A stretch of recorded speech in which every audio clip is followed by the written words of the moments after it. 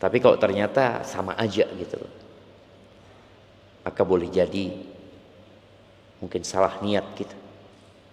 Atau boleh jadi dia datang ke majelis ilmu dan tidur. Tapi kalau kajian ba'dal maghrib kayaknya jarang yang tidur. Kebanyakan yang tidur itu kajian ba'da subuh. Dan semakin berat perjuangan seseorang, semakin besar pahalanya. Nggak sama loh antum datang kajian dalam kondisi terang benderang, nggak hujan, dengan orang yang datang ke majelis ilmu, ke masjid dalam kondisi hujan dan gelap gulita. Pahala itu sesuai dengan kelelahan dan keletihan yang dirasakan oleh manusia. Rasul sallallahu alaihi wasallam mengatakan, basyiril masya'ina fi dhulumat atau fi dhulam, basyiril masya'ina fi dhulam bin nurit tam yaumil qiyamah. Berikan kabar gembira kepada orang-orang yang berjalan menuju ke rumah-rumah Allah dalam kegelapan dengan cahaya yang sempurna pada hari kiamat. Jadi ketika antum mau datang ke masjid gelap, hujan ya, ingat dengan hadis ini. Terkadang sebagian kita mundur, aduh lagi gerimis ya, online aja lah, umpamanya. Tetap insya Allah dapat ilmu online itu. Tapi antum akan kehilangan banyak fadilah tadi jam. Jadi tatkala jiwa mengajak antum untuk berleha-leha, perangi dia. Enggak, aku berangkat. Untuk mendapatkan apa? Untuk mendapatkan yang lebih daripada yang biasanya aku dapatkan. Artinya kalau cerah, terang, dengan kondisi seperti sekarang tentunya berbeda. Dan Allah akan memenangkan agamanya di atas seluruh agama walaupun orang-orang musyrikin membenci hal itu. Allahumma salli wa sallim ala abdika wa rasulika sayyidina wa maulana Muhammadin wa ala alihi wa ashabi ajma'in. Amma ba'd. Jamaah, bab yang akan kita bahas ini bab yang cukup berat ya. Yang mungkin di masa lalu peristiwa ini langka. Di masa Rasul sallallahu alaihi wasallam terjadi mungkin 2 kali. Yaitu bab al-li'an. Baik, ana mau kasih hadiah buat yang bisa menjelaskan apa itu li'an. Nah, tafadhal para penuntut ilmu. Apa itu li'an? Cinta dan laknat ya. Orang menikah berharap benih-benih cinta itu tumbuh di rumahnya. Dan kita yakin, bukankah Allah yang mengatakan wa ja'ala bainakum mawaddatan wa rahmah. Dialah Allah yang menjadikan cinta dan kasih sayang. Tapi ternyata cinta itu bisa hilang, berubah menjadi laknat. Selesai sudah. Kenangan-kenangan indah itu benar-benar hilang,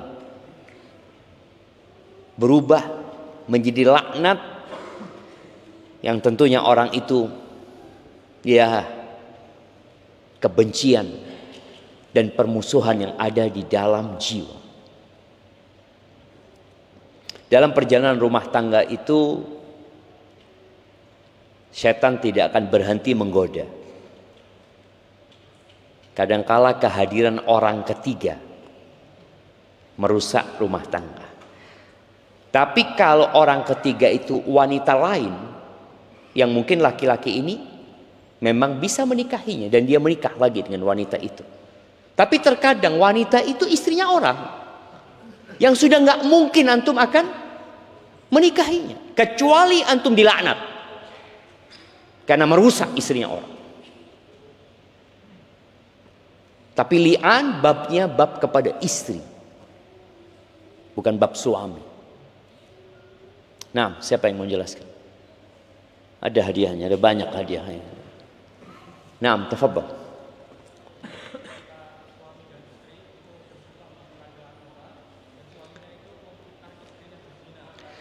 Ketika suami dan istri bersumpah di pengadilan agama dan sang suami posisinya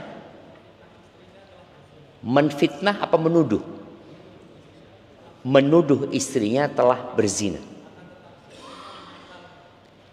Akan tetapi istrinya menyangkal hal itu. Maka terjadilah li'an. Masya Allah, kasih hadiah buat beliau.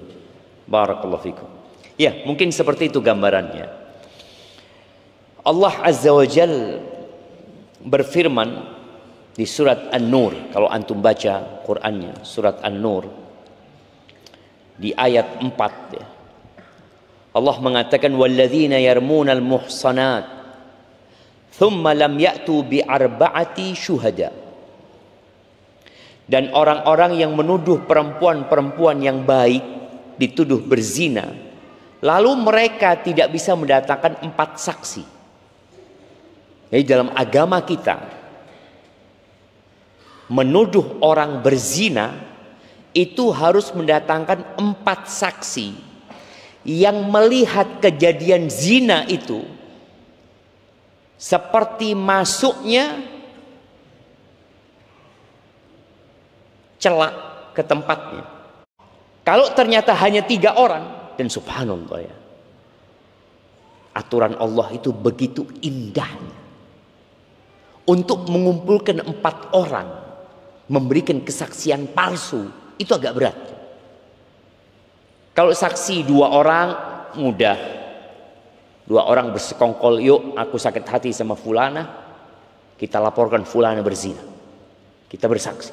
Gak cukup 2 orang, 3 gak cukup, 4 baru cukup.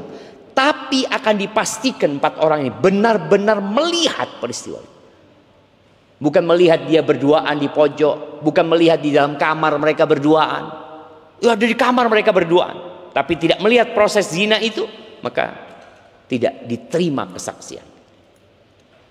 Kalau ternyata orang ini menuduh, dan tadi ketika disebutkan untuk menjaga kehormatan, saksinya harus 4. Agar masyarakat tidak rusak dengan adanya ya pecundang-pecundang yang ingin merusak rumah tangga orang. Kalau dia tidak mendatangkan 4 saksi, fajliduhum thamanina jaldah, maka deralah, dipecut jemaah, sebanyak 80 kali. Wala taqbalu lahum syahadatan abada, jangan diterima kesaksian mereka selama-lamanya. Wa ulaika humul fasiqun, mereka ada orang-orang fasik.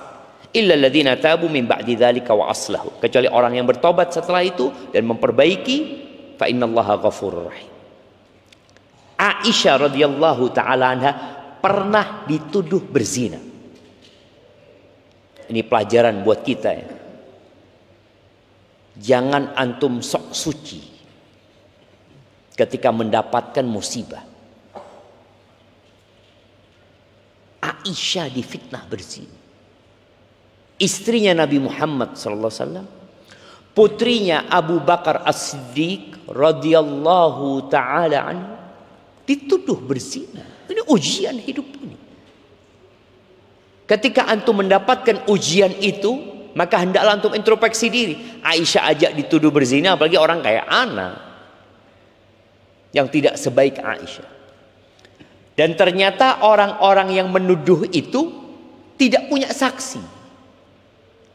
Mereka hanya melihat Aisyah radhiyallahu anha itu masuk ke kota Madinah didampingi Safwan bin Mu'attil. Dibawa berduaan. Karena Aisyah ketinggalan radhiyallahu anha. Ditinggal ya oleh pasukan itu. Dengan tidak sadar mereka. Akhirnya muncul isu berzina. Maka hati-hati. Kita melihat perempuan yang mungkin pakaiannya kurang baik, jangan mudah kita menuduh pelacur. Antum dari mana dia berzina? Kalau antum tidak punya 4 saksi, antum akan dihukum 80 kali. Terus bagaimana kalau yang menuduh berzina ini suaminya? Suami nggak punya bukti karena ya dia ngelihat istrinya di kamar sama laki-laki. Terus apakah dia akan dihukum 80 kali denda ketika dia melaporkan istriku berzina? Lalu dikatakan, mana saksimu? Nggak ada, cuma aku yang lihat. Dan dia memberikan kesaksian atas istrinya sendiri. Artinya nggak main-main. Karena dia buka aib di rumahnya. Maka hukumnya berbeda. Maka inilah yang dibahas babul li'an. Sebelum kita masuk ke pembahasan ini, Allah Azza wa Jalla mengatakan wala taqrabuz zina. Jangan mendekati zina. Jadi semua pintu zina itu ditutup. Di antaranya nggak boleh berduaan dengan laki-laki kecuali ada orang ketiga dengan laki-laki yang bukan mahramnya. Karena yang ketiganya adalah syaitan. Bagaimana dengan ipar? Yang di masyarakat kita perlu memang memberikan pencerahan kepada masyarakat. Bahwasanya ipar itu lebih berbahaya daripada orang lain. Karena dianggap di masyarakat itu ipar itu dulur sudah. Saudara. Sepupu juga dianggap saudara. Goncengan berdua.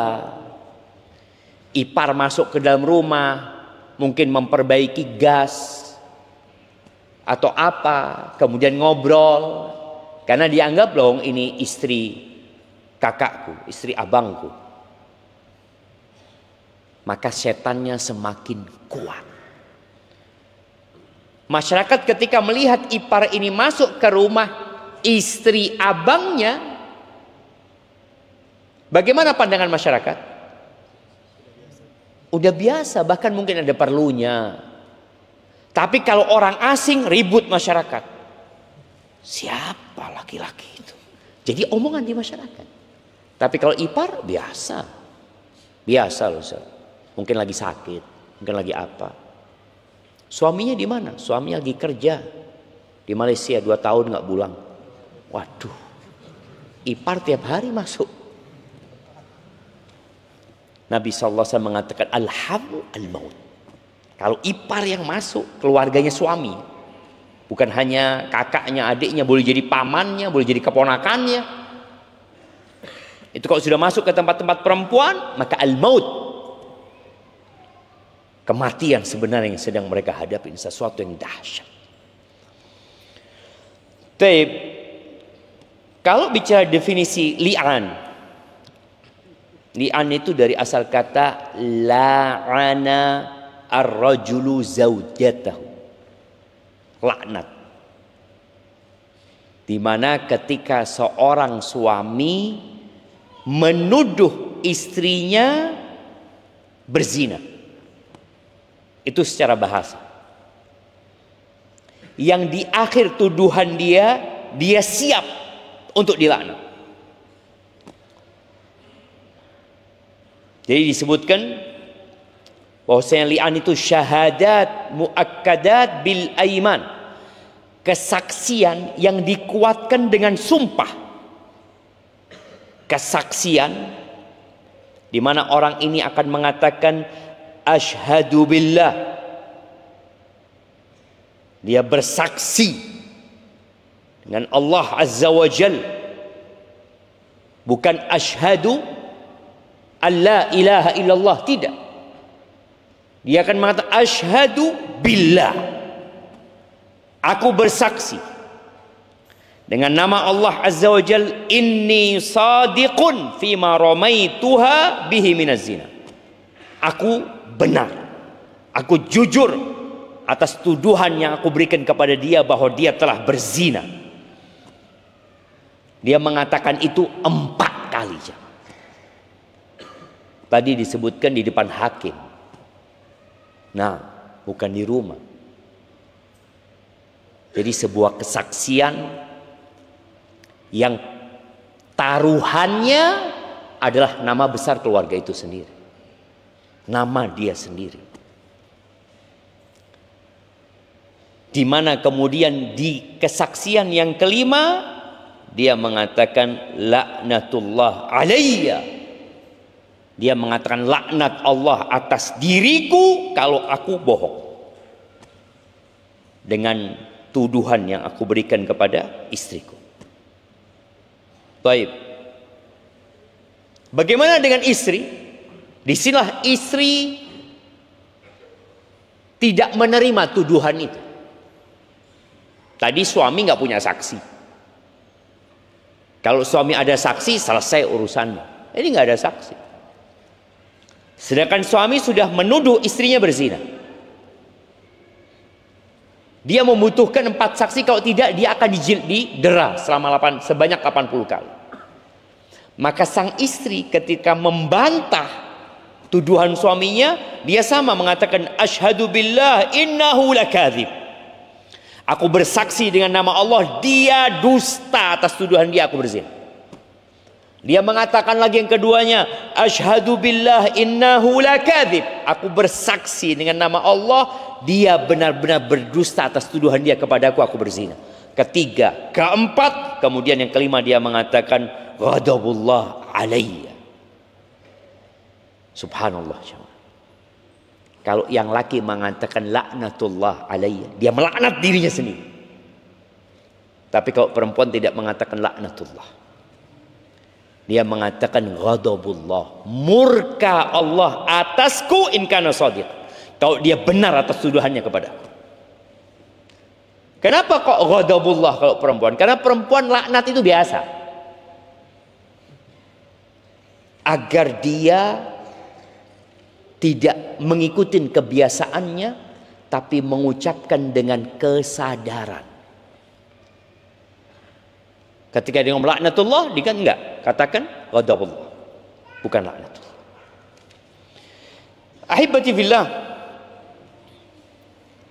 ini Allah jelaskan tadi di surat An-Nur ayat 6 dan 9, di mana Allah Azza wa Jalla mengatakan walladzina yarmuna azwajahum wa lam yakun lahum syuhada illa anfusuhum.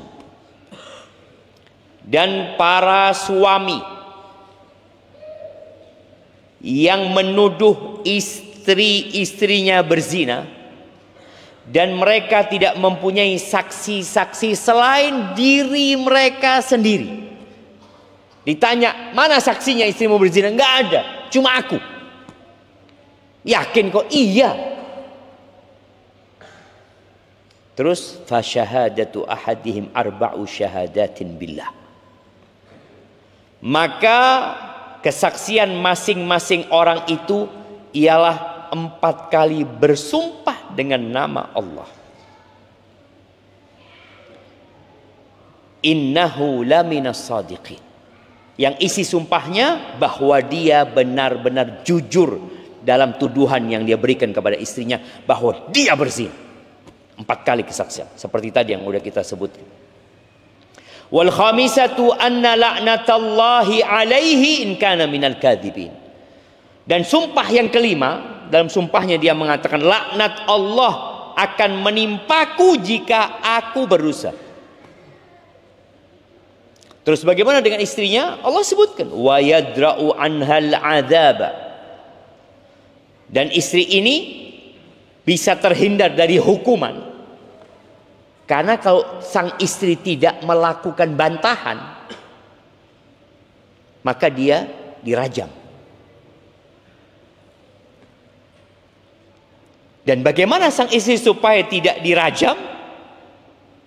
Maka dia bersumpah arba' syahadatin billah, sama 4 kali sumpah dengan nama Allah Azza wa Jal bahwa dia bohong, bukan aku tidak berzina, bahwa dia berbohong atas tuduhan dia aku berzina. Wal khamisata anna ghadaballahi 'alaiha in kana minas shadiqin.